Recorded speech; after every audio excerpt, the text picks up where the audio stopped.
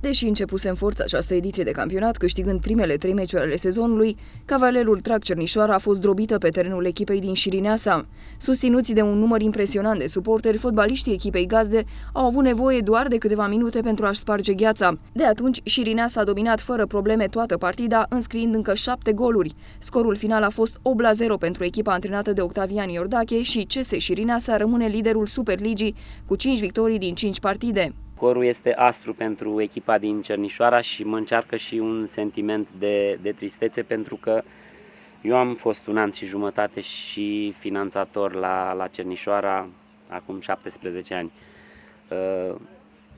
Dar astăzi Șirineasa a fost net superioară și nu cred că putea altcineva să-i facă față pe terenul de la Șirineasa azi.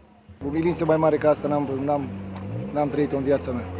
Un meci, ne așteptam că e un meci greu, dar ce să facem? Am pornit pe un drum bun, au început să apară discuții între jucătorii, că unii joacă, unii nu joacă și asta se întâmplă întotdeauna. Trebuie să strângem rândurile și să o luăm de la capăt. În celelalte meciuri ale etapei, ASE Unirea Tomșani a remizat pe teren propriu cu Posada Perișani scor 3-3, în timp ce ASE Mihăiești a câștigat cu 5-2 în fața echipei CS Mădulari. ASE Voința Orlești a învins-o pe ASE Chimia 2012 Râmnicu Vâlcea cu 2-1, iar Minerul Costești s-a impus pe teren propriu în fața echipei din Ocnele Mari. Cozia Călimănești a bătut-o pe teren propriu pe viitorul Vâlcea Mare, scor 5-3, în timp ce FC Bobene a câștigat la Crețeni cu scorul de 3-1.